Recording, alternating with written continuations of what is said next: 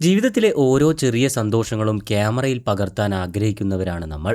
വിവാഹത്തിന് മുൻപുള്ള pre wedding ഷൂട്ടുകൾ മുതൽ ഒരു കുഞ്ഞ് ജനിക്കാൻ പോകുന്നതിന്റെ സന്തോഷം പങ്കുവയ്ക്കുന്ന മറ്റേണിറ്റി ഫോട്ടോഷൂട്ടുകൾ വരെ ഇന്ന് നമ്മുടെ ജീവിതത്തിന്റെ ഭാഗമാണ്. അത്തരത്തിൽ ഒരു മറ്റേണിറ്റി ഫോട്ടോഷൂട്ടിനായി എത്തിയതായിരുന്നു 8 മാസം ഗർഭിണിയായ സ്വാതി എന്ന യുവതി.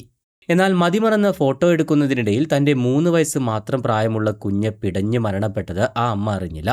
രണ്ടാമത്തെ കുഞ്ഞിനെ വരവേൽക്കാൻ കാത്തിരുന്ന ആ അമ്മയ്ക്ക് നഷ്ടമായത് തന്റെ ആദ്യത്തെ കൺമണിയെയാണ്. സന്തോഷം നിറഞ്ഞ ഫോട്ടോഷൂട്ട് ദുരന്തത്തിൽ കലാശിച്ചതിന്റെ ഞെട്ടലിലാണ് ഒരു നാട് മുഴുവൻ.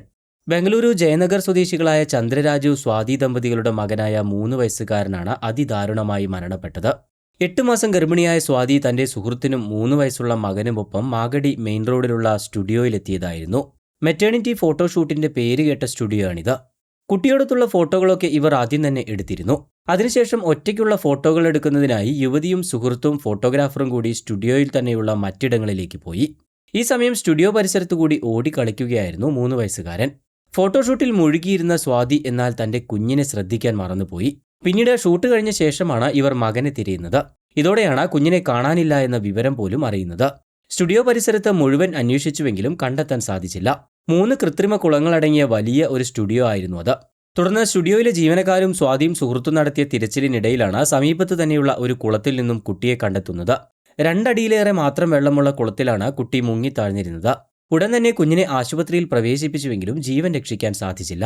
കുട്ടിക്ക് 3 അടി ഉയരമുണ്ടായിരുന്നുവെങ്കിലും കാലുകൾ ചെളിയിൽ പുതഞ്ഞുപോയതാകാം രക്ഷപ്പെടാൻ പറ്റാത്തതിന് കാരണമായത് എന്നാണ് പോലീസ് പറഞ്ഞത്.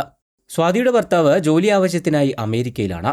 ഭർത്താവിന്റെ പരാതിയിൽ അസ്വാഭാവിക മരണത്തിന് കേസെടുത്ത പോലീസ് അന്വേഷണം ആരംഭിച്ചിട്ടുണ്ട്. മാതാപിതാക്കളിൽ നിന്നും മറ്റു കുടുംബാംഗങ്ങളിൽ നിന്നും മൊഴിയെടുത്ത് അന്വേഷണം തുടരുമെന്നാണ് പോലീസ് അറിയിച്ചിട്ടുള്ളത്. പോസ്റ്റ്മോർട്ടം നടപടികൾക്ക് ശേഷം കുട്ടിയുടെ മൃതദേഹം ബന്ധുക്കൾക്ക് വിട്ടു നൽകി. ചെറിയ കുട്ടികളുടെ കാര്യത്തിൽ നമ്മൾ എത്രത്തോളം ജാഗരൂകരായിരിക്കണം എന്നതിന്റെ വലിയ ഒരു ഉദാഹരണമാണ് ഈ ഞെട്ടിക്കുന്ന സംഭവം.